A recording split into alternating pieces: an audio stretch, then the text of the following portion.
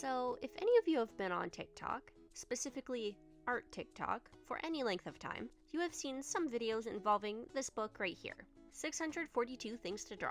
Tiny things. I've seen some people with the larger book, but I picked up this book about 3 years ago and thought, hey, I can make some videos on that. I've only done 3 entries in the 3 years I've had it, so I'm going to give myself a challenge. Today, I'm just doing one drawing to get the hang of the process, but what's going to happen later on is that I will use a random number generator between 1 and 5 and do that many prompts in a sitting. I am closing my eyes and flipping to a random page and waving a finger around until I decide to stop, and whatever prompt my finger stops on is what I will do. My eyes are closed, I promise. It landed on the prompt Pipsqueak. See? Right here. And the first thought I had was, you know that picture of the mouse that looks overly excited to be on a flower? Yeah, that. So I started doing that. Now that I think about it, maybe the mouse is actually distressed because it's not on the ground and it's hanging on for life, but for the sake of this video, he's happy as heck to be on a bunch of flowers.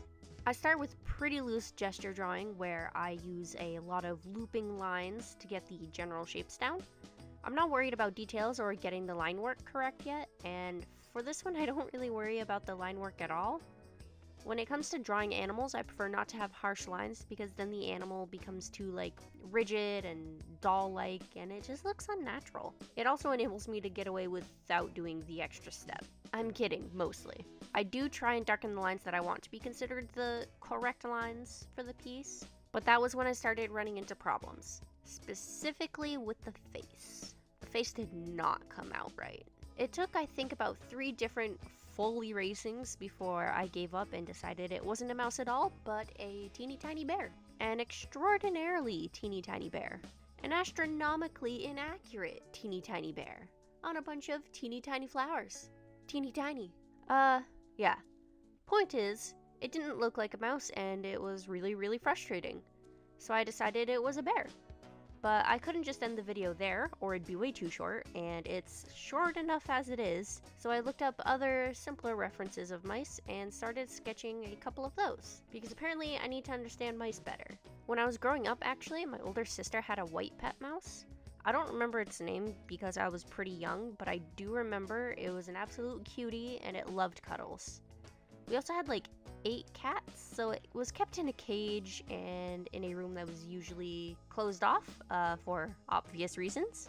Another thing, you would think I'd have a better grasp on what mice look like considering I live in an old farmhouse where mice love to sneak in as winter settles, but I guess not.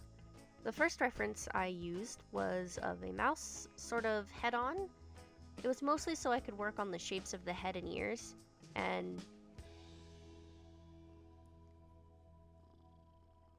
as soon as I drew the triangle for the head, I felt pretty stupid, because obviously it's a triangle. It already looked way more like a mouse than the initial sketch did, and all I did was draw a triangle. God.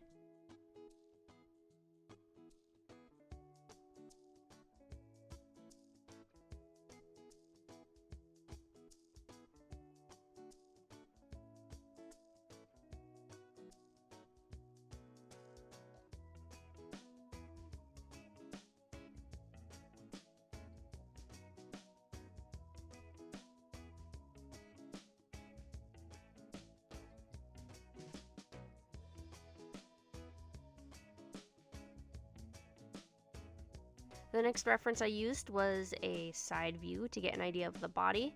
I did this one a little more quickly as I got more used to it. In the pictures I realized I couldn't see their tails, but that didn't stop me from adding them in. I know what a mouse tail looks like, if nothing else. My cat is still purring, so just be aware of that.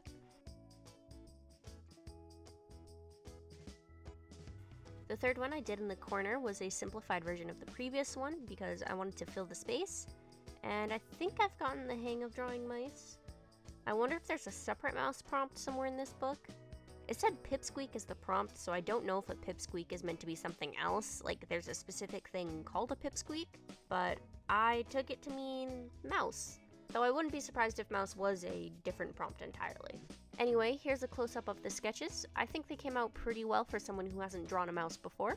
In other videos involving this book, I will be doing more than one prompt per video, and I'll try to make some of them more than just sketches. In the meantime, you can subscribe to look forward to more videos from me, and you can leave a like and a comment if you enjoyed the video. Thanks for watching, and I hope to see you again in the next one. Bye bye!